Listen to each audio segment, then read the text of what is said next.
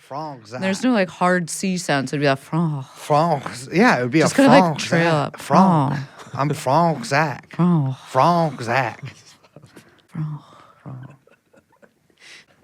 So fucking stupid. Ladies and gentlemen, that was our stupid fucking that was cold. so we gotta dumb. move The away one that from cold opens. There's no moving away. We just do whatever we want. We need to figure out. I've been saying this has been you behind the scenes here. This has been my battle for years. We need to figure out an alternative version of the intro where it's maybe like We've done that. I made a softer little intro. Maybe we need an even harder intro. Do that too. Why does it just be me being like "fuck you" and then drop the beat?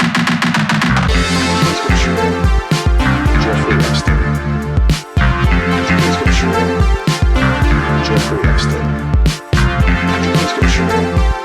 Jeffrey Epstein.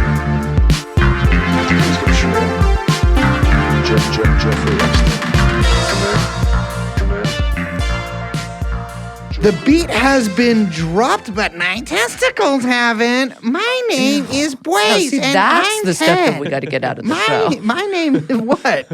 What are you fucking? I'm sorry. I have said on the show before, and I'll say it again.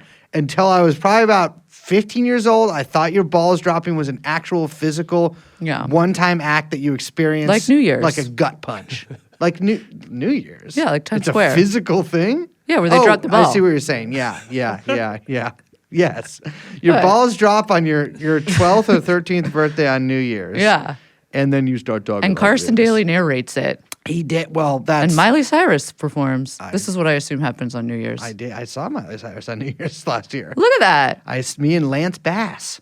I stood next to him and the non-astronaut. 4 of the identically heighted but multiracial gay guys sort of flanking his me. crew. His crew. They were incredible. Nice. My memory might fade or have faded, but I believe they were all wearing. In fact, I'm sure I'm just adding this in sort of like a altered memory kind of thing. But I That's just picture them with memory. no shirts and suit jackets. Were they cosmonauts? No, I did not get a whiff. Wouldn't of that be cool? That would be cool. Yeah. Yeah, like some kind of new. What was the? I can't remember fucking anything ever. Talking about altered memory. What's the gay YMCA band? The Village People. Yeah, there you go. So you got Village People, but like cosmonaut style. You know, a lot of people don't know they were straight. They just dressed like None of my business. a lot of their fan base was gay, but the Village People were straight. None of my business. I love Lance. Hello, everyone. I'm Liz. Bass. And we, of course, joined by Laika. Young Chomsky. It's a cosmonaut. The producer of this podcast, which is called TrueAnon. Hello. They should send more dogs to space. They should not. No. To me, why? They live. What? No, they. Famously. They live. Yeah. They lived. They live to up to a Until point, then. and then Old they dogs. don't. Well, how about an 11-year-old dog? Would you be okay with sending an 11-year-old dog to space? No.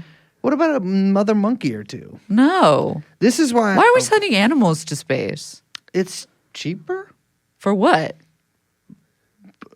Views. You could probably get a lot of views from that in some sort of TikTokian environment. TikTokian? I imagine how many views a dog in space would do Probably not as many as on you think. TikTok. I think it would do a lot. Ladies and gentlemen, welcome to the show. We got a little bit of a true crime week. We do have a true crime week. A true Or fake crime week. detective. True crime. I don't know where I'm going with this. But, Well, you fake know. detectives in this story. Yeah, some bullshit fucking detectives in this story. Not our guests. No. But, some of the people who are looking at this case. We are talking about the troubled teen industry. And this is sort of a follow-up to our episode we did about a year ago with David Safran. And also related, I would say, to our series, The Game. Absolutely. As people who are probably very familiar with CEDU from that. It's CEDU, which came from CEDU, which turned into the place that I went to.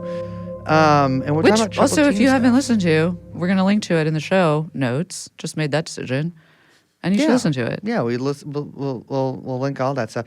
This is for some reason, because we did an episode on this last year, but I was very affected looking into this again. Yeah, I don't know. I said this during the interview that everyone's going to listen to in a second, but this is one of those cases where you're like, damn, how is this not like a big fucking story? Yeah. You know what I mean? I do. I'm like, this seems like this should be Like at a a legacy scandal. publication with like a big fucking story that like pushes all of the right buttons, the kind of thing that you would see in a series like True Detective, to be honest. Yeah. I mean, it is. It involves missing children and very clear cover-ups by not only a discredited institution that is now closed, but by a sheriff's department. Yeah. I mean, it's. I think that one thing that I really affected me when we were doing research for the game is just how many like lives of kids, now often adults, but still kids because these places are still around, are affected by this. And I've been doing lately like a lot of thinking about how it's sort of affected me in certain ways, but also, the ultimate thing is dying from this. And there's appears to be at least 3 casualties directly linked to this specific facility. And this happens still. Like these places are, CEDU might be closed, but these places are still all over the country. As we get into the episode, supported by people in both major political parties. And it's just such a rotten industry. But with that being said, I think let's get into the episode.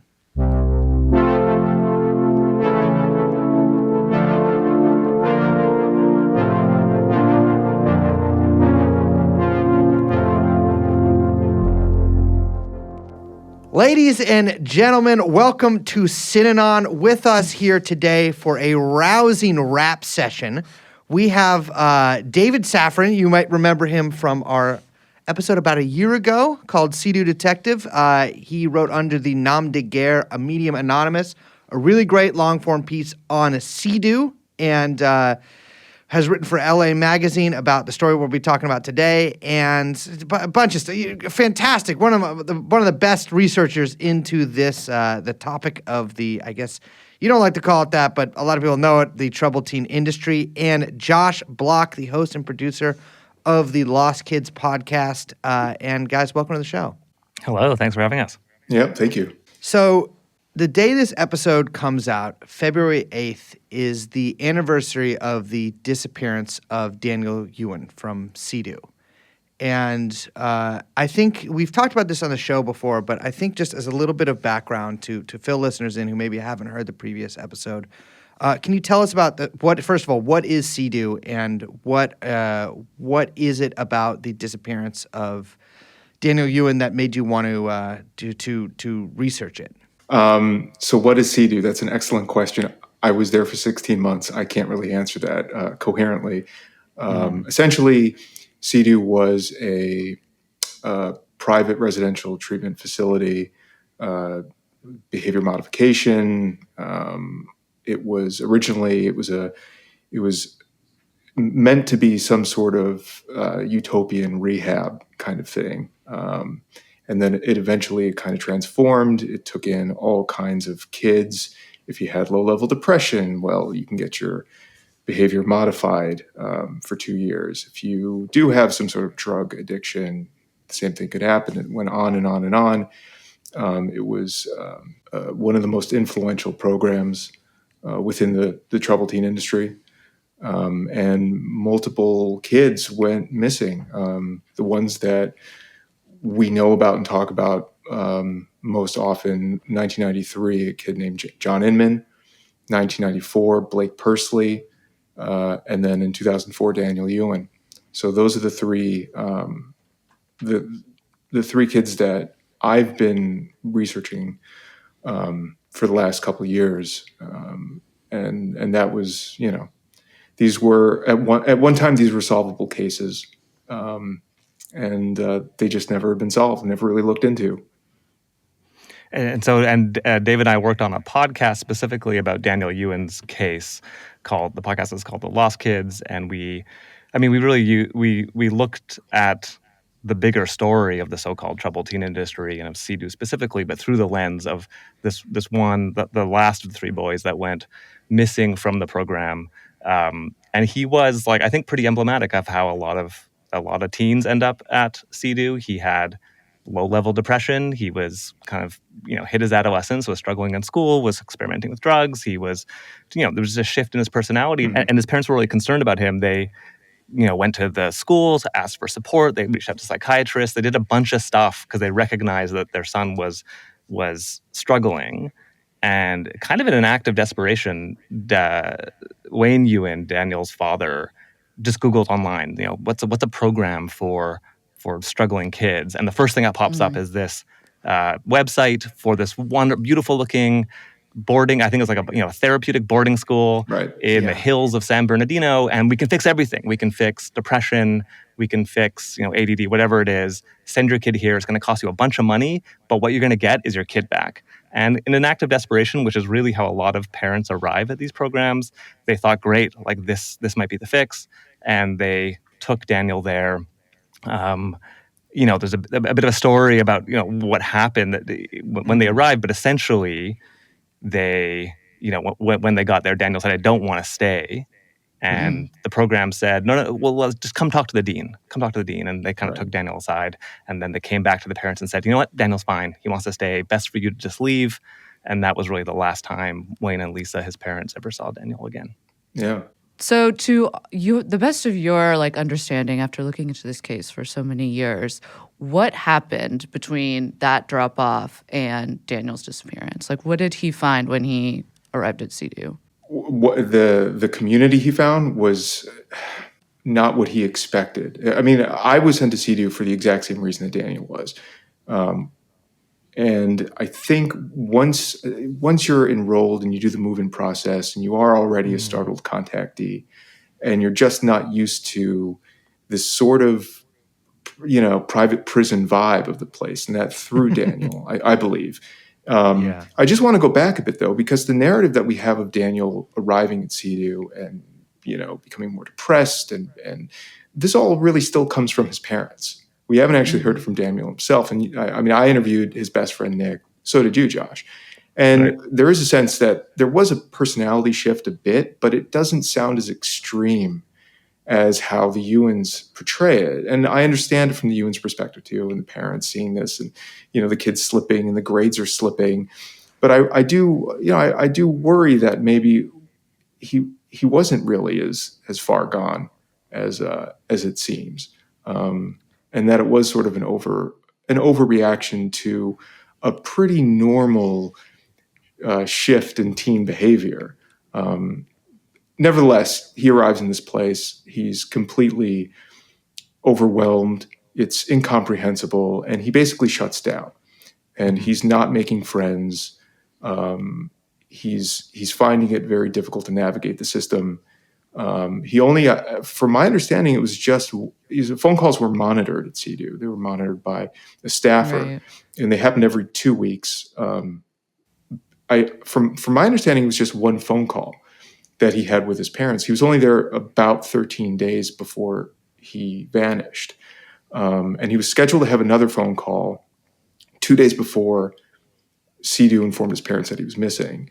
But that phone call, for whatever reason, it didn't occur. I believe they said it was like a scheduling mix-up or something like that, which always sounded very suspicious to me because that was the one part of CEDU that they had down to a science. Was these scheduled phone calls. So to have a mix-up, in my mind, maybe he lost the privilege at that point, because I guess the first phone call, he was trying to explain to his parents, as many of us were, that this is not the marketing that you fell for, that this is not the right kind of program. Right, and importantly, as you mentioned, David, these phone calls were monitored, and there's very clear rules about what any of the residents could say. But also, Wayne and Lisa, like all parents, were given a parent handbook, and it said, "Here's what your kid might say." They kind of inoculated the parents against complaints. So they said, your kid might complain, And the best thing for you to do is to not, don't take that at face value. All kids do this. It's not going to help their growth and their, development through this program if you complain.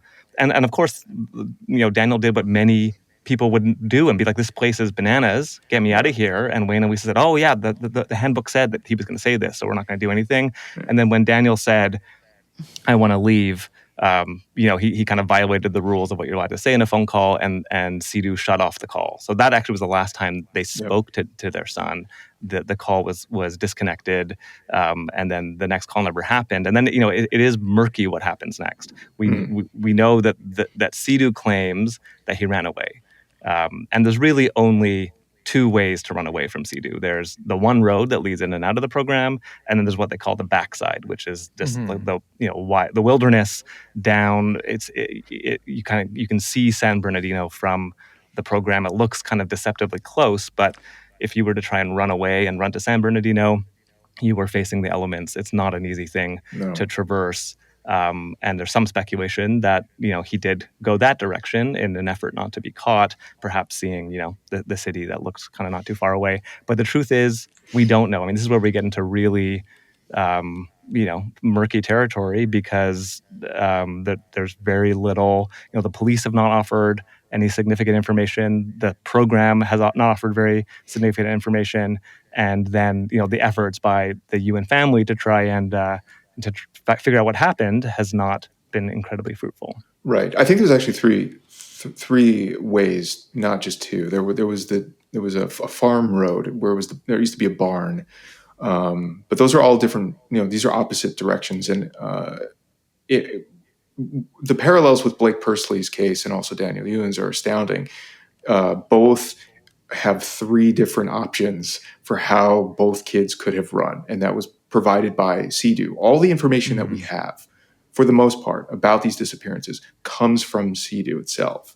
And even within the documents, the depositions, all the stuff that in the civil suit that the Yuens had against CEDU, it states repeatedly, it's hammered over and over and over that all of these are lies, that they just lied completely. CEDU staff to the Yuen family, to their lawyers.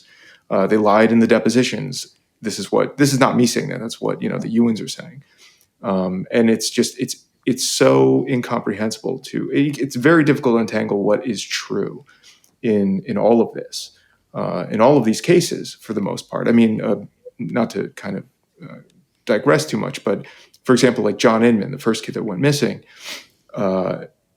when the few months that Detective Alicia Rosa had revived these cases, she went back to Inman's and Pursley's, and she re-interviewed a kid that reportedly ran after John Inman to Highway 18 when he was running away. Not only did this now adult have no memory of John Inman, he didn't remember speaking to police about this. So all of it just seemed complete bullshit, and the assumption then is that staff was actually feeding the story to the deputy, that the deputy, in fact, hadn't actually interviewed that kid. So that just seems to be a pattern. That is really something. I mean, I know that from my experience in these schools, because I went to, as listeners to the show will probably know, I went to a school that was like a direct descendant of CEDU. Had many people who the entire leadership had been graduates of CEDU, and many were related to people who were high up in CEDU before it got shut down. And I went also in the same year that 20 years ago. Jesus fucking Christ! Yeah. Wow. That Daniel Yuen disappeared. And I ran away. I ran away twice, and the first time I ran away, I did the classic method of also running in winter. I just took off down the road. It was my first week there. I said I had to go to the bathroom. That was the only time you were ever allowed to be alone, because the bathroom was outside this one door, and I just jumped a fence and ran. And they sent people after me, some staff members, and there was only one road, unless you were running deep into the woods away from any kind of civilization. There was no towns around there, and they caught me, and I got taken back. But for these kids, I know it was basically the same SOP, right? Like they send out staff members to look for kids. They do this, and remember, like the staff members at these places are not generally, in my experience, the most professional individuals, and I mean professional in this sort of colloquial senses, and they're oftentimes damaged people in many ways. Right. Sometimes even graduates themselves. No, oftentimes even graduates themselves. Or in the cases, CEDU, maybe even graduates from CEDU, which is not It was the whole notion of giving back, right? That was That was embedded in the whole. They're system people. They like being in a system. But and then afterwards, if you're gone for a certain amount of time, I'm sure it varies place to place, they end up calling the police. And in this case, they ended up calling. When did they call San Bernardino Sheriff's Department in Daniel's case? For Daniel Yuen, it was February 8th. Yeah, I think it was like 11 o'clock-ish in the morning, something like that on a Sunday, which is also like the dumbest time to run. It's all implausible. But that's what's in the police report is not, CEDU viewed themselves as a, law enforcement institution of its own, right? So like they had their own departure form, they had their own internal document, their runaway incident report, which for Daniel Yuen, they didn't share with the Twin Peaks Sheriff's Station or the San Bernardino County Sheriff's Department. And they didn't either with John Inman. They refused to share that information. So the internal document, I don't have that, but I have parts of that. Mm-hmm. So does Josh through the legal docs that the Yuens had sent a while ago.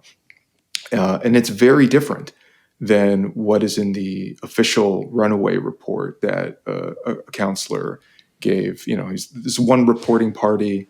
They didn't really do any sort of search and rescue. The narrative was, at least in the official runaway report, that Daniel was going to get some cigarettes.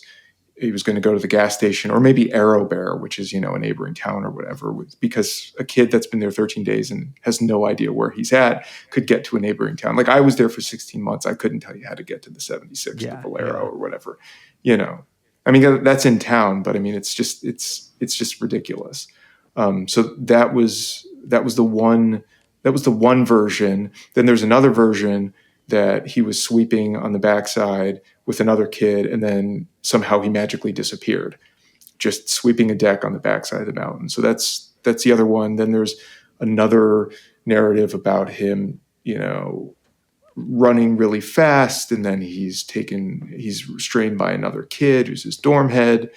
That seemed it's very confusing in the depositions. It seems that they're indicating that he ran a different Sunday. Is that correct, Josh? Do you remember that? Mm-hmm. It was like they just concluded that it was two different Sundays that he was running. I always thought that to be a little suspicious. Then there's all these reports that maybe he was trying to grab a DVD player that he was going to sell, or he grabbed some skis, but there were no skis actually available on campus. It's all very, very confusing, these narratives. And the police report itself is very confusing. So between both the official police report from San Bernardino and the incident report from CEDU, there's completely contradictory accounts from, testimony from people who worked there of what actually happened to Daniel. But these two places knew each other very intimately, still know each other very intimately, even though CEDU was shut down. Mm-hmm. Can you talk a little bit about the relationship between the San Bernardino Police Department and CEDU? Because they wouldn't have been surprised to get a phone call that a kid had been missing, right? They had received a lot of phone calls about missing kids, runaway kids, or even daily, especially violent or irascible. Yes. Incidents at the CEDU campus over the years. I believe the call logs, which I have, are something like between 1997 and 2005. There's 415 reports of runaways. 415. Something like that. Yeah. There were definitely it was in the hundreds, but and to be clear, we don't know. There could have been multiple calls about a single incident, but nonetheless, the police were well aware. I mean, it raises the question of how can you have a program in your community that has that quantity of runaways and then not raise the alarm bells. At some point, you have to imagine as a law enforcement that you have a potential serious, and we saw what happened, but you have a potential seriously dangerous place if that many kids are running from the program, into the cold of winter. So, we did the FOIA request. That we found out that there were that many incidents, and it seems to be the case that they would pick up a kid and bring them back to the program, if anything. I mean, that was sort of the best case scenario. And then, CEDU also employed. Well, sorry, David can talk a little bit more about, what that relationship they'll look like. Yeah. Well, I do want to say this. So, in 8 years' time, the Sheriff's Department logged 341 reports of runaways, 67 AWOLs, 4 missing juveniles, and 3 missing persons. And these are all reports about the same thing. It's just all runaways. But within that 8-year stretch, and these are all the majority of them are all out-of-state kids, right? But the Sheriff's Department logged only 10 attempts to locate and 4 search and rescue missions out of that entire number. So they did not care. They were not looking for these kids. And the year that Daniel vanished, they had 0 search and rescues logged. But there were multiple. I think it was like 33 kids or something like that. I can't remember the number, but it was a number of kids that same year that Daniel vanished. And part of that reason, it seems like why that was, is because San Bernardino seemed to basically take like CEDU's word for it. Like, oh, we've got our own, operation in-house, Exactly. right? We have our own search and rescue team that's going to handle this, which is sort of what happened with the case of Daniel, right? That's right. I mean, very quickly, the program, CEDU told Wayne and Lisa, they said, look, Daniel's run away, but we have an excellent private investigator who specializes in tracking down kids, and here's his number. They kind of washed their hands of having to then have any correspondence with Wayne and Lisa, because they said, here's this guy, Keith Raymond.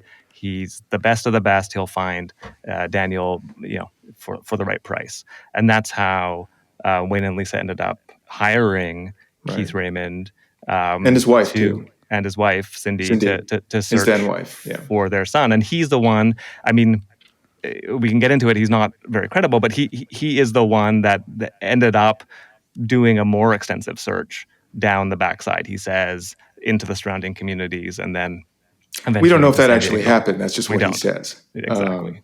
Right. And he was also, both Keith and Cindy were, they're in the employee records for CEDU as escorts. So, and he's made a number of different statements that all contradict each other, but for the most part, it does seem like he was employed, as some sort of staffer at CEDU as well. So he's double dipping, which is not uncommon too. I mean, it's a fascinating element about the entire industry. So, the so-called troubled teen industry, which some people have said is as big as, $1 billion. Aside from the programs themselves, there's all these adjacent people that also glom onto this opportunity to take advantage of desperate parents. Yeah, cottage industries. Absolutely. And so you can hire someone to escort your kid from the home to the program. You can hire them to chase after your kid when they run away. You can hire an educational consultant who will tell you which is the best therapeutic boarding school to send your kid to. So it just speaks to how sort of massive this industry was, and how many people were kind of dipping into the desperation of parents. Yeah, I mean, I just a personal anecdote about the escorts. These are people, again, like all this stuff is I think there's sort of an assumption of professionalization or professionalism, maybe from people who are not super familiar with the industry. But as I'm sure, as I experienced firsthand, as I'm sure that Josh, you got to know by dealing with Keith, most of these people are complete freaks and psychos. The first 2 people I ever saw have sex were these 2 people who escorted me to Wilderness, where they did it on a motel bed in the same motel room as me. It's totally like it's sort of like a Wild West kind of very. Very little, if any, regulation on any of these people. They I think with regards to parents, I think that parents also assume that there's professionalism here. You mentioned talking about Daniel's parents, Wayne and Lisa, being fooled by these this sort of slick press kits coming out of CEDU. I know that it was a very similar thing for my parents, thinking that they were sending me to a completely different kind of program than the one I actually went to. And and so I think that it really sets the stage for a lot of parents to be taken advantage of in this way too by essentially charlatans, and that's one of the things that's really so kind of heartbreaking listening to the podcast you guys did together, Lost Kids, is how Keith sort of strung the Yuens along and then continued to. The final episode in particular is so galling in kind of the bullshitting that he does. But I want to sort of hone in on some of the Keith stuff for a second here. So he's hired by the Yuens as a private investigator to search for Daniel after his disappearance. And does he turn up anything? Does he like in the aftermath? Does he go tracking in the woods and find footprints? I mean, what happens? Right. So what he claims is that he did hire, he did an extensive search of the backside, hired a helicopter, they did a helicopter search. They, searched the surrounding areas, but pretty quickly he says he gets a sighting in San Diego, it's a couple hours away. And very quickly. Pretty far. I mean, kind of shocking to hear when, you look at like Google Maps, listeners, if you're doing this, especially if you're driving, pull out your Google Maps and search, in San Bernardino, CEDU, I'm sure it still turns up, and see how far it is from San Diego. It seems patently absurd that a kid could walk. 3500 Seymour Road. I've done this. Right. I've looked this up quite a bit. Yeah. Yeah, it's just an absurd distance. But sorry, just want to add that. Yeah, well, I mean, for Blake Pursley, they had similar things. It was San Bernardino first. I think Daniel Yuen was also maybe San Bernardino, and then he went to San Diego. Blake Pursley, it was like Victor Valley or somewhere else, and then Denver, because a kid who walks the limb can somehow get 1,000 miles. Right. So it's I mean, the reality here is that the deputy who took the report had a moment there to actually search, and there evidently wasn't any kind of search to the point where I've been trying to ask him directly, did you ever look in the boys' dorms? Did you ever look in the lot? Where did you go? And he won't respond at all. But the truth is that there was a golden moment there to really thoroughly search before the Yuens hired the Raymonds. Right, and which is, and in the absence of the police actually doing their job, is how someone like Keith Raymond can step in and say, I'll take up the mantle here, I'll do the search, and he comes up with these sightings in San Diego. There was a few of them, and the Yuens really, believed in their credibility, and they redirected their resources into San Diego. So the Yuens are from New Jersey. They would fairly frequently start flying across the country, and they were standing outside grocery stores with Daniel's sister, handing out missing persons flyers, and also Daniel's friends. And Daniel's friends as well, who we interview in the podcast. Nick Galeta, was. So, I mean, one of the things that the Yuens realized was okay, if he's alive and not contacting us, then we are facing another problem, which is that he's not going to want to talk to us if we find him. Yeah. So they brought Daniel's friend Nick in the hopes that at least Nick could make that contact. And Nick thought it was bullshit. I mean, I interviewed him too for the last piece, and he was very, very suspicious of the Raymonds, and he was very. I think in a sense he was kind of hurt by what Keith was claiming too, which was, Nick was pushing back on some of this dubious stuff that Keith was saying, and Keith would kind of double down and say, Daniel just wants basically new friends, or he's outgrown the old ones, and that was very offensive to his best friend, who, in some ways, I see Nick sort of as a CEDU resident who just never went to CEDU because it was such a huge part of his life. Yeah. Now, and such a trauma to watch his best friend go away for unknown reasons. And then the next call is really, can you go out with his mom, fly, across the country to start looking in San Diego? And his instinct was to go to CEDU and look at CEDU and kind of get a sense of where this place was that his best friend vanished from, which is a normal impulse, right? But he was, as he said, he's with his best friend's mom, who was clearly just trying to process it all. And what is he going to do? He's 16 years old. I think what comes through in both of your reporting very much is that Keith's response after kind of what seems like, I mean, I'll say it if, no one else wants to say it, but what seems like, kind of a total just like, I don't know, what's the turn of phrase, rabbit chase? I mean, he's just It's like one red herring after another, really. Yeah, red herring. Yeah, I mean, it's just a total. It just seems a bit of a farce of a kind of search in San Diego, with these like poor leads and I quote unquote eyewitnesses that completely break down, like on immediate inspection, right, by like anyone. But that then his response is, well, like you're saying, David, like his response is like, well, actually, Daniel just wanted to run away. Actually, Daniel just wanted a new life. Actually, Daniel just wanted new parents, which eerily mirrors the exact response of CEDU, right? It is like almost like the literal exact same response and same attitude that CEDU took to get everyone to stop paying attention to this missing kid. And stop asking questions. It seems like what he's doing is essentially like it's a cover up, and it's a cover up to parents that are really receptive in some way to the cover up, because the alternative means that their child is dead, right? Exactly. I mean, it's either your kid is gone and doesn't want to come back, or your kid either died at CEDU or died after running away from CEDU somewhere in the San Bernardino mountains. And those are, as your interviews with them show, like pretty unacceptable. I mean, there seems to be, especially more unacceptable to Daniel's father. And I totally understand that. I would want to believe that my kid was alive and hold any shred of hope that he was out there, but just, resented me.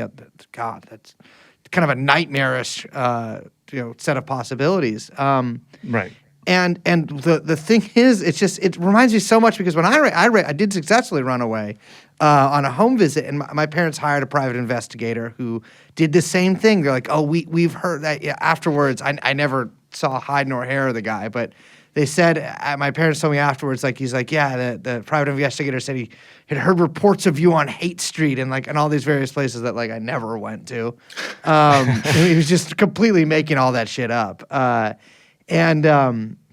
I mean, it's so obvious, especially in that final episode. I mean, I think people should listen to it themselves, that like Keith is such a fucking liar. But it does seem like he has this weird thing where he's covering it up, and he even gets in contact with the Yuens like years and years and years later on his fake deathbed. Right. That is such a bizarre twist. It's and this so sort of bad. contrite we'll get to that. We'll get to that's a whole other part of this. Well, but it is interesting how, like what you pointed out, is that he's clearly not truthful. I mean, clearly covering up stuff, lying stuff. I mean, I don't know what his motivations are. Was it just to make money? Is he covering up because he knows more information? But he's also clearly a terrible liar. I mean, some of the corners he backed himself into are bananas, and one of them was a claim. So he reappears in 2018. We don't know why, but suddenly saying, this was the case that always haunted me. I couldn't find Daniel, and I just I'm on my deathbed. Is my last dying wish to find Daniel, and kind of goes onto the news, claiming that he had restarted the investigation, and lo and behold, he had discovered that somebody at Hilltop Park in San Diego, the very same park, which is where one of the sightings happened, 14 years earlier, had seen Daniel again. And for the Yuens, they obviously were really heartened to hear this, and that he was going to take up the case, and started looking into it. But the claims that he starts to make are out of this world. I mean, one of them is that as he's searching, that he receives a voicemail message. And it's initially a voicemail message from someone saying, I know you're looking for Daniel. He doesn't want to be found. It was an anonymous. It was an anonymous message. Right. Well, that's what he said. When you interviewed him, it was Daniel himself, right? Well, exactly. So when I interviewed him, he said it was Daniel himself, and I knew it was Daniel because he had a Chinese accent. Daniel Yuen's parents are from China. Daniel, I mean, we told this to his best friend, Nick Galeda, and Nick lost his mind because he's like, this kid is born in New Jersey. New Jersey. Right. But there's a supplemental police report that was added on, obviously, in 2018, 2019, and they interviewed Keith Raymond, too, law enforcement, and he changed it a third time. It's now a psychic that sent. So we went from anonymous. We didn't have that document for the podcast. I got it later on, and I was like, so I was trying to press him when I was interviewing or whatever it was we were trying to do for the last piece. And we're saying, okay, was it an anonymous person? Was it a psychic? Was it Daniel? Who can you please just like stick to one story? Wait, so he changed his story from he got this mysterious voicemail from Daniel Yuen himself, and then from an anonymous caller being like, give up your inquiries, they're useless. And then he told the police that a psychic, as in somebody who possesses psychic abilities such as reading the future and possibly telepathy, was the person that called him and told him that Daniel I mean, I think I sent you guys the police report. I mean, it's in supplemental. I think it's like page 4 of it, and it's very, very strange. And we published that, for LA Mag, because it's just like, he's all over. Keith Raymond is all over the original Runaway Report because the deputy, he's now a captain, but at the time Robert Warwick, basically what he's saying is the parents hired a private investigator, meaning we don't have to do much. And then 2018, 2019 supplemental police report all over Keith Raymond because he's being interviewed. There's follow-ups now. The law enforcement, San Diego law enforcement in San Bernardino are actually trying to determine are these credible at all, and none of them are. So again, like Daniel Yuen's story has been transformed by the Raymonds, and I did try to. Did you, Josh? Did you try to interview Cindy too? Right at the salon. We did. Yeah. And she just shut the door. Right. Right. Yeah. Same with me too. The one thing that she did state was, that she's divorced from Keith, and then also she claimed she didn't know, she couldn't remember anything about this case, but she knew exactly how long it's been since it occurred, roughly. Right. So she's part of this too. Well, I think it's one thing for San Bernardino police. They're looking into, what Keith Raymond claims, and he changes his story to say it's a psychic. But that's not the story that the media and the family got, right? Because, from all of Keith Raymond's, either his sightings or whatever, it kind of kept this story alive as Daniel is still out there. His face on People magazine, leaflets, right, and on true crime, kind of missing persons, docu-day drama. So, you guys know what I'm talking about. There's a kind of genre, television genre. Yeah, Court tabloid. TV, right. Yeah, Court TV, absolutely. And they never got that side of the story. They never heard that it was, actually maybe it was a psychic that called me. And so you have to sort of they certainly got the bullshit though. They just chose not to. And that's the other part of this is that, this tabloidy media that's obsessed with missing persons. And especially even like the National Center for Missing and Exploited Children, they've really reinforced this narrative of the sightings of being alive. They've completely ignored investigations. They've ignored the podcast. They've done so deliberately. I've spoken with Nick Mick. I've spoken with the senior producer just as 3 weeks ago, saying, look, this anniversary is coming up. Please don't just exclusively interview the Yuens. Please, I'll give you any sort of information. What we're doing right now here, I wanted to do with Nick Mick and with Angeline Hartman, who's the director of communications, because she was interviewed on Court TV in 2021. This is a year after the podcast came out, and she's leaning into Keith Raymond's claims. She's saying, maybe Daniel has a family now, and he's in San Diego, and whatever. And it's been such an insult to those of us who care about this story and really want justice for Daniel, because it's just not based on anything that we've seen. There's no evidence of this, and there's no other side to it. So 3 weeks ago, I'm on the call with the senior producer, and I'm saying, let's just please do this. Or if you do want to interview the Yuens, just let me send you some other relevant information. And the response back was, we're declining cooperation. And I just assume they're not going to do anything. And then I get a message from Wayne Yuen saying, by the way, I just was interviewed by Nick Mick. And the questions were, if Daniel's listening, what would you like to say to him? And there's nothing about the fact that there's a homicide number attached to his son's case now. There's nothing about the police. There's nothing about what's really happened post-lost kids or Detective Rosa losing her cases or anything that I've done in LA Mag. There's just none of it.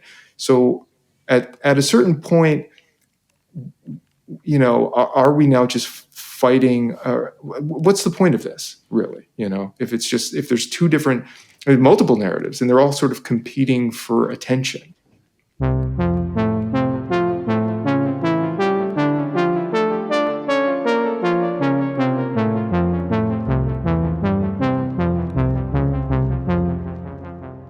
So I think that's something I want to really drill down onto is the homicide angle of it, because as I think we talked about last year, but I really want to bring up here is that these cases, which were missing persons cases, had the letter H attached to them in 2023 and then backdated to 2022, meaning that they're now in homicide, which is very, very different. That's yet another narrative, actually. I mean, because you have the Daniel is missing and doesn't want to be found. You have that, that Daniel is possibly dead somewhere out in the San Bernardino mountains, and then you have homicide. And they are given, and they're looked into by this detective that you have some contact with. And then they're essentially like shunted into like cold case. The cases are shut down. Could you tell us a little bit about what the sort of the new aspects of that of your dealings with the San Bernardino Sheriff Department are? Yeah, I mean, I think we should just go back a little bit here. So late November of 2021, or let me go back even further.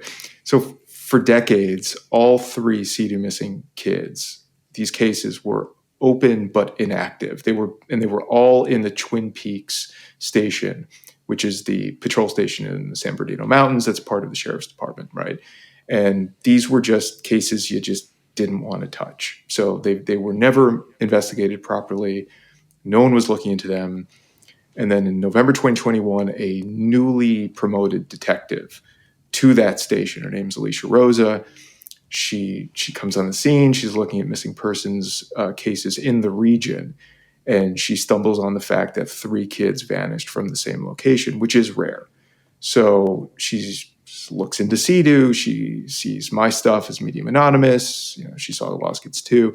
She reaches out to me. She wants help navigating this world.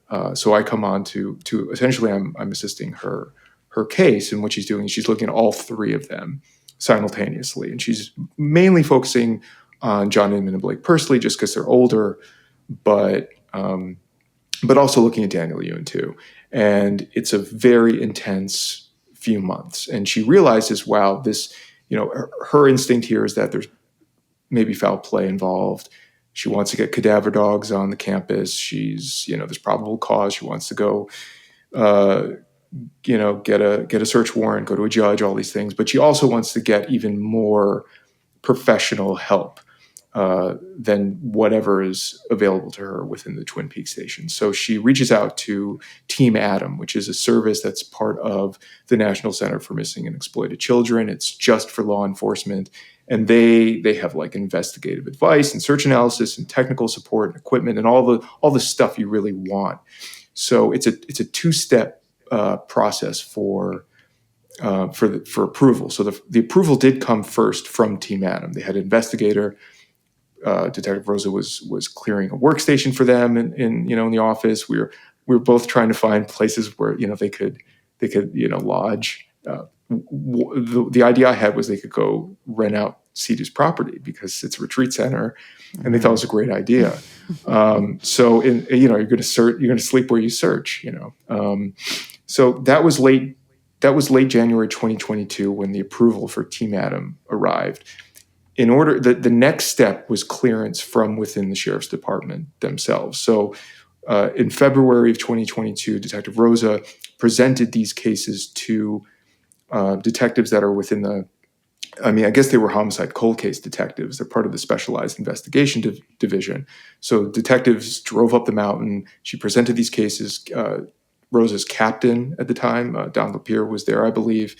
And the assumption was, after she presents these cases, they give their clearance, and then Team Adam could fly out and do their thing. And that would have been incredible. But what ended up happening was Homicide Cold Case said, we want all 3 cases. We're going to take these cases. And essentially, Rosa was fired from her own cases. That was basically how she put it. And then the new lead, so all these cases were then taken off the mountain into San Bernardino City, and then nothing happened. So the new lead detective, he was a homicide cold case guy, his name was Eric Ogaz, and he was the lead investigator now. And in April of 2022, it still seemed like things weren't being worked. They weren't being prioritized at all. So I don't know why they were commandeered if they weren't doing anything, but they weren't. So Rosa tried to get her cases back, and Ogaz seemed to be receptive to that. He supported the idea of Rosa getting these cases back. And he also supported Rosa going on record and being interviewed about CEDU. He thought that might actually produce leads. That was denied. She was gagged, put under a sweeping overbroad gag order. It was denied getting these cases back. Nothing could happen. So then that was in April of 2022. In October 2022, I kind of blew the whistle a bit with the first LA Magazine piece about this. And then the following month, November 2022, homicide cold case still wasn't working. So even though there was some public outrage, even though people were starting to catch on that maybe these investigations should be ongoing, maybe Rosa should have them back, they still were just kind of ignoring this and refusing to work it. And then things really changed starting I guess around November 2022, or around then, another detective, Edward Hernandez, took over from Eric Ogaz. And he's a different type of detective. He doesn't really respond to anything. He doesn't respond when people try to send him information about these cases. And then this is where things really get kind of messy. So in March of 2023, three things happened. The first is that I think Rosa was trying to get them back a second time, and it was there was some rumors that maybe her captain was going to be retiring, so that might be an opportunity to get her original cases back, implying that maybe he had a hand in making sure that they weren't being worked. The same month, another article was published in LA Mag that I wrote about Daniel Yuen, and later in the month, Rosa informed me that all of these cases now had a homicide number, the same number for all three cases. And what that did was completely prevent her from ever requesting them back, because what a homicide number does is it effectively acts as a barrier that prevents outside law enforcement divisions from assisting on cases.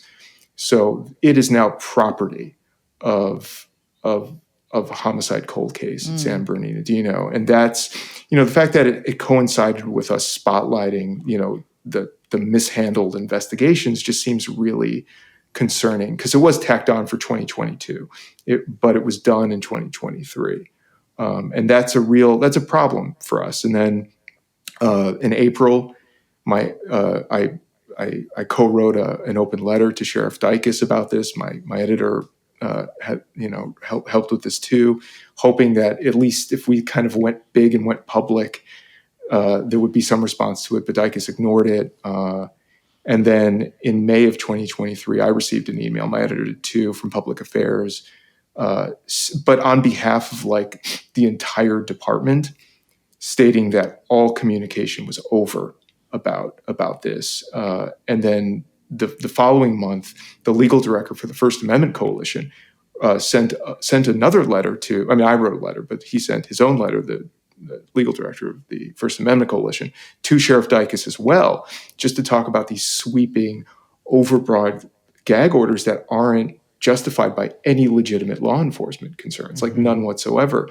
So we thought maybe if we had this organization helping, that would do something, but it didn't. He ignored, the whole department ignored it too. And then as of December 2023, County Council confirmed again that, all department members will not speak about CEDU at all. So there is, this massively influential institution, 50-year reign or whatever of this institution, and it's completely off limits for any outside scrutiny, which is very, very, very disturbing. Yeah, I just want to hammer that home for anyone. We have some members of the media listening, and so I just want to hammer this home that since you put out the podcast, since you published two pieces that the San Bernardino Police Department has completely stonewalled any sort of, any questions, any insight into their relationship with CEDU, into their relationship with, what was handled in terms of these missing kids. It wasn't so much that they shut down when Keith Raymond was running about, saying that, oh, maybe he's in San Diego. Oh, maybe he's still alive. Oh, maybe, he just wants to be left alone. That's not when they shut down like any kind of, openness about these cases. It was when, people started asking questions and pointing to connections that the San Bernardino Police Department and the local government in San Bernardino had with this institution, CEDU. So I just kind of want to like bring it back around before we have to wrap up, because like I think it's really important to highlight that.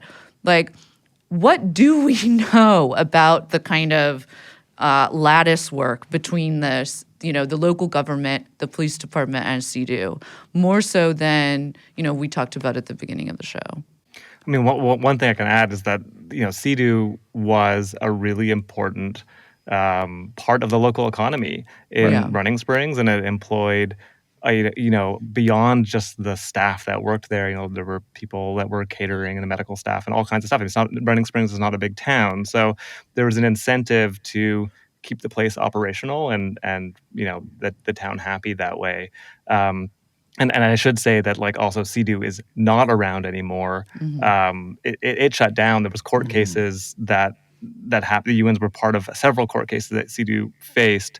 But those staff, I mean, in terms of accountability, many of those staff went off to work at other places. And this is the long history of the so-called troubled teen industry, is that there's a pattern of a place getting shut down and literally in its ashes, something else will come up, or multiple places will come up. So a lot of the staff that worked at CEDU went on to now hold very high positions inside the industry, and like zero accountability there. But to your point, I mean, often it is the case that you are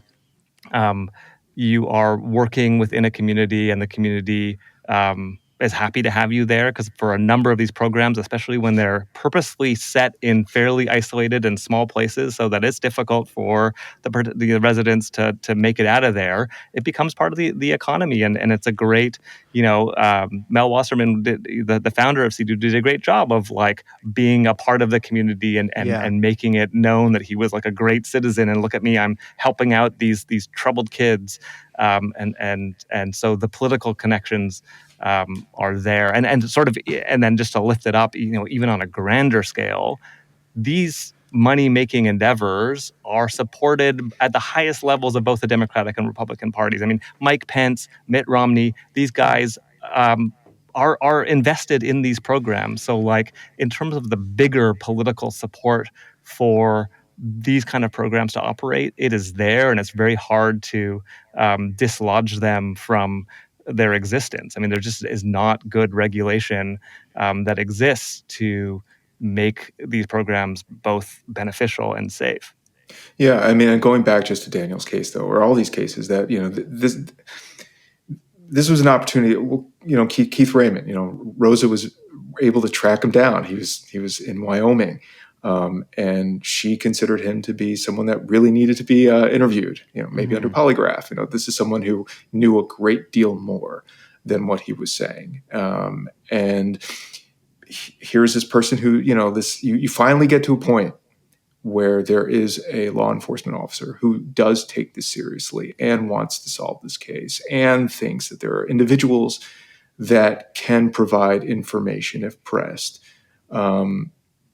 And then she can't even do this because she doesn't have the cases anymore. So if they're just rotting away in San Bernardino City, this has been now for 2 years, right? This has been ongoing. And if Rosa had these cases for 2 years, I firmly believe that she would have solved one of them by now. And I mean, honestly, I've spent the last couple of years living Lost Kids season 2 to the point where I feel like Josh's voice is narrating. I can hear it, because it's just, this really happened in some ways as a result of the podcast. And they obviously these homicide cops are listening to true crime podcasts too. and they kind of want to be on it, some of them. And yet there's just no dialogue, and we're still left, in some ways, we're 20 years of the same narrative, really. And at a certain point, something's going to have to change, or it's just going to be us doing our little podcasts, and then, Nick Mick and the tabloid media saying he's alive in San Diego, and the parents have the biggest voice of all at this point, and they're just going to go wherever gives them hope. So it's really, do you want hope or do you want the truth? And that's the question. Yeah, I mean, I think that there's also, I don't want to. Obviously, I have no idea, but like, I think that there's also the possibility that, like, in at least one of these kids' cases, like, it could have been a case of restraint gone wrong. I mean, that happens at these programs often, and so, like, it could really be a literal homicide and not just shunted off to that as a sort of bureaucratic runaround to not look into it. We don't know because nobody's looking into it now. That, I mean, I think it's worth pinpointing that, like, yeah, when these cases started getting attention, like when you guys did Lost Kids, when you wrote those articles, that is when this sort of like other kind of cover-up happened. This brief, this one detective looking into it, and then that there's completely just being like shunted away and essentially locked in a drawer. And not only that, but you said you had the county council emailing you being like, there's no, this stuff is not coming up anymore. I mean, that's pretty astounding for cold cases that are 20, 30 years old at this point. Yeah, and Keith, it's very hard to make sense of Keith's, word salads. He always throws a little bit of meat in them, but other than that, it's just incomprehensible. But he did, when I was trying to get him to divulge things, he did at one point say, like, he did what he did to, like, reopen these cases. And he, in his mind, he's a do-gooder. And I think there was, I think we talked about it a little bit before. There was like a 14-year period or whatever. I think it was 2007 to late 2018, where there was nothing happening. The Yuens were not in communication with Keith Raymond. They weren't in community. They were dissatisfied with missing persons organizations. They were dissatisfied with everything. That's why they ended up going to me. It was like a last-ditch thing, was to talk to a survivor that maybe could do something. And then immediately, Keith Raymond reappears. I think it was the same month even, with this desire to find the kid. And then magically there are sightings. And then after that, it's magically there's this voicemail. So the Yuens lost interest in me until, a couple years later, until we were doing Lost Kids. So, I mean, I think Josh could talk about this more, but Keith has his own beliefs about the local law enforcement and their role in all of this too. And some of his things he's saying are correct. Totally. I mean, you're right. I don't think he has a lot of. He's very aware of the local law enforcement's failure to step in. I mean, it helps his case. It helps his brand to be like, I'm going to be the savior here and do what the police should be doing. But yeah, look, I mean, even his view, he seems to have hung out at CEDU a fair bunch and even attended some of the so-called therapeutic sessions, the profetes, and we talked for a while about them. Like, on that side, he actually seemed quite sane and seemed to like echo the things that we were discovering about the weird CIA-like torture tactics that they were using in the program. He was very sympathetic to why kids would be fleeing from the place. So he clearly has an awareness of what the program was about and of the failures of the police. It's just when he gets to his own work that things become pretty shady. Well, he also sort of faked his own death while you were trying. Well, this is his go-to move when things. So, like, I mean, he when we talked, he said, I promise you, I'm going to send you this voicemail message. Just email me. And next day I email him and I said, great, like, I'd love to hear that audio. And after pressing him a couple times, I get a message from his email account that said, "Hey, I see that you've been emailing with my brother. This is Steve, and my brother is about to die. Sorry, he can't." Just like you really, I mean, you guys are not kidding. He really does seem like one of the worst liars. This happened to me with Nicholas Rossi's wife. messaged me and being like, "You're killing my husband" by asking him if he's Wife in quotation marks. wife. Well, no, she was really his Right. wife, but I don't know if she. I don't know if that was her emailing you. Though. I don't know if that That's was what I her. mean. There was definitely him behind it, but yeah, it's a very similar kind of thing. Yeah, I mean, the question that I had for years was why San Diego, and I finally got the answer from the Yuens. It was almost it was a very casual way. Did the Yuens ever tell you, Josh, that the Raymonds had relatives in San Diego? No. So they did. They told me because I never understood why San Diego. And then I think it was Wayne or Lisa pointed out that they had family in San Diego. And it was like, well, don't you find that kind of strange that this area that Daniel didn't know whatsoever, and now he's like reportedly there, and the source for that information is a person that can control a narrative about a certain region? And they didn't think that was anything weird at all. Well, it's also it gives him a free place to stay when he's in town too, to save on costs. Right. Yeah. Well, guys, we got to wrap up. Just a couple things. One is there anybody that are like, because we've talked about basically this decades-long cover-up of even trying to find out what actually happened. Not even necessarily covering up the truth, but covering up any ability to find out the truth in the first place. Is there anybody like our listeners can email or call or annoy in some way that is related to this case? I say annoy the San Bernardino Sheriff's Department. Do what I've been doing. Call up the Specialized Investigations Division. Contact the San Bernardino Sheriff's Department and ask why. What are these cops doing, and why were these cases taken from Twin Peaks? And just annoy them. Public outrage is going to help, and at the same time, it's just as many eyes on this topic as you can get, and as people care about this and realize just how much bullshit there is, that can help. Just kind of being investigative, and also pushing NCMEC and other tabloidy places, and pushing back against this narrative that doesn't make a lot of sense, or asking to see evidence. That can help, but really, it's just going to take us. Really, I think I said that a year ago. It's going to take people like us. It's going to take more podcasts, docuseries. You're going to have to fight institutions with institutions, and the more you can get, perhaps something remains solvable. Yeah, I'd say too, if you're a big time publication out there looking for a, blockbuster story, this has it all. It's got missing kids, it's got, a cold case, it's got weirdo Keith trying to, fake his own death. It's got a literal sheriff's department called Twin Peaks. Twin Peaks. Well, that's already yeah. Right there in the name. On the nose there. Little on the nose. And it's got a quite frankly, a multi-billion-dollar industry that makes a lot of fucking money, on the abuse and possible killing of kids. Well, Perfect. on that note, You summed it up well.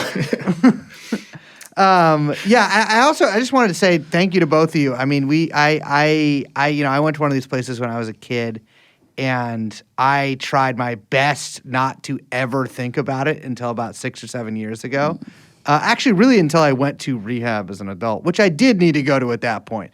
And a counselor there and I were talking, and I was just telling about my child. And this was like a regular kind of like program. And I mentioned that I went to this thing that was like, I knew that it was from CEDU. I didn't know about CEDU. I was like, it was from this thing called CEDU. And then we sort of got talking about CEDU. He had gotten basically abducted by them when he was young. And they'd given him a bunch of potassium. It was weird. But since then, I started looking into it, and then really kind of going back and I guess in the parlance of today, unlocking some of the trauma that I experienced there. But listening to Lost Kids was the first time I'd ever really heard in media oh my God, this is a description of what I went through. And then reading, Running My Anger, David, your piece on CEDU was just like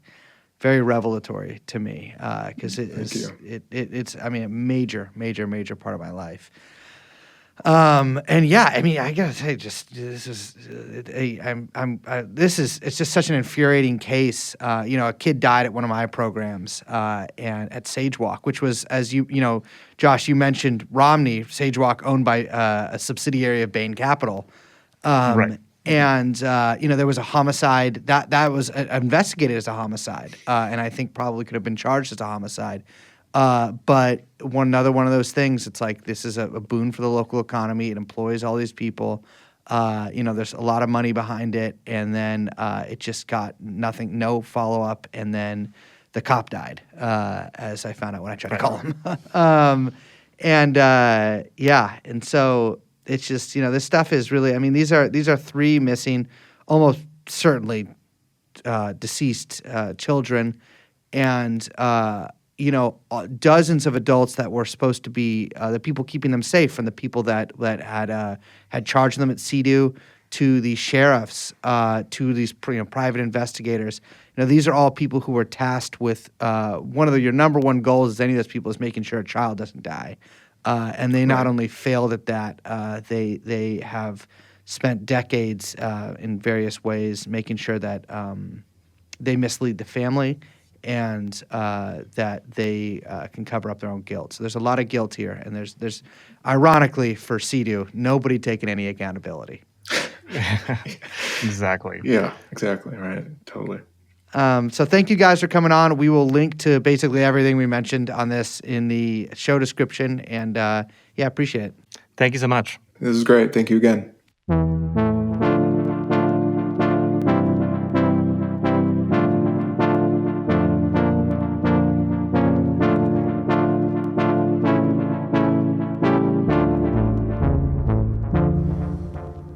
Am I crazy? Do they call it San Bernardino sometimes? Never heard that in my life. San Bernardino. Am I San Bernardino? fucking making that up? That's new to me. I feel like that was a 60s thing to call it San Bernardino. It could be, but never heard that. Never really been there. Yeah, me neither. Have you been to Idlewild? No. It's not San Bernardino, but it's also. Wait, Idlewild is up.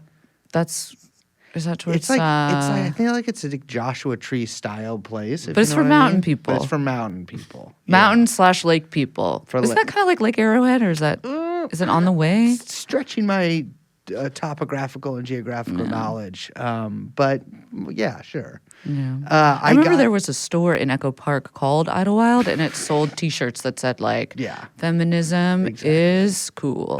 Feminism is. You know what? Check this out. Feminism's based. That'll be the new one. Are people still saying based? I think people like Elon Musk. I feel like Elon Musk says based a lot. Like I imagine think him like fucking high as a kite, running around like these poor developers' desks, being like, based. I thought of a new based feature. Oh my god, the new update based. You should be able to make calls on Twitter. It's or X. It's based. Yeah. Oh, you should be able to trade crypto on X. Based. I wish the internet was illegal so bad. There was like some fake news bullshit that like the Houthis were gonna cut this like fiber optic cable under the Red Sea that would destroy the internet. And like, I mean, obviously it's not gonna happen, but like, you could isn't there just like a bunch of fiber optic cables you could? Oh yeah, people have talked about that. I will say people used to talk about that a lot more in the Ed Snowden days. Because also, kind of right after the Ed Snowden stuff, because part of the dossiers that got leaked, they had these maps of where all those cables and shit are. But also the big NSA they're not black sites, but they're computer black sites. But the big NSA hubs for servers and shit that are, I know where one is in LA, and there's a bunch all over the world. It's people just talk like about, physical pipeline infrastructure action. on the internet. Yeah, I would say make more pipelines. School to prison, oil, maybe, Coke.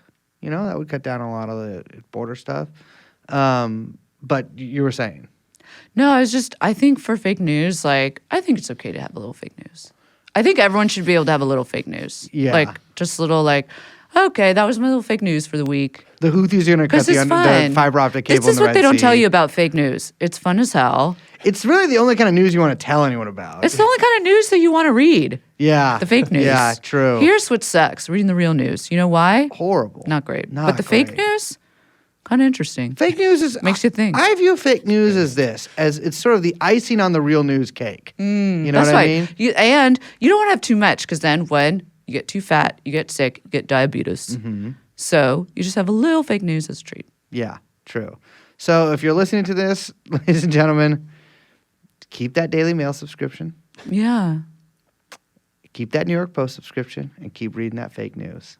I'm Liz. My name is Brace. We are, of course, joined by producer Young Chomsky. The podcast is called TrueAnon. Anon. And we'll see you next time. Bye-bye.